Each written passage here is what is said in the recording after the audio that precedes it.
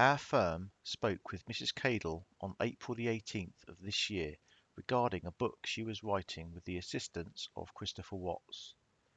At the time of the phone call, and in subsequent conversations with Christopher Watts himself, the Rzucek family, Shanann's parents and grandparents of Bella, Celeste and Nico, were led to believe this book was about Christopher's journey to find redemption through Christ while imprisoned for his crimes.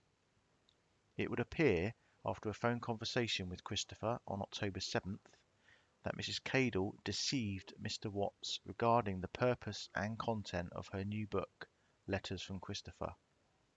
In contravention of her stated goals of writing a book about Christopher's journey to Christ, this book is instead being marketed on Amazon and other retailers as a true crime story. In the author's own words, Chris received tons of mail from family and friends, but also fans. Cheryln Cadle decided that, after a calling from God, she would write to Chris and ask him if she could write a book about his story. Surprisingly, he wrote back. These statements are very much in line with conversation our firm had with Mr. Watts, wherein he indicated he was receiving correspondence from various sources, including supposed fans, inquiring minds, and the media. In Christopher's words, what stood out about Mrs. Cadle's request to speak with him was her intention of writing a book about his redemption through Christ. It was Christopher's intention that this book be used to help guide people to the Christian faith.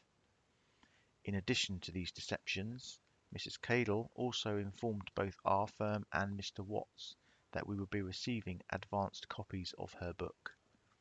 The Rzucek family appreciated this gesture, as advance notice of the contents of various media assists them in processing the often tragic and graphic information in their own time. In various conversations with Mrs. Cadle's previous attorney, our firm was led to believe Letters from Christopher was not meant for publication until early next year. It was only through a friendly connection with the Rzucek family that we were able to discover the book was stated for release as early as October 7th. At no point did Mrs. Cadle share this information with the family or with Mr. Watts.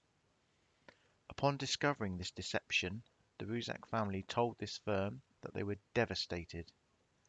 They would like Dr. Oz and Mrs. Cadle to know that Mr. Watts's crimes have been a tragic loss to not only them, but to those who knew and deeply loved their daughter and grandchildren. Far from being a tale of one man's struggle to find his faith and redemption through Christ, this book is, in the author's own words, a true crime story with important information to put the pieces of the puzzle together for inquiring minds. Mrs. Cadle took advantage of Mr. Watts and wilfully deceived a family in mourning over a still very recent and tragic loss.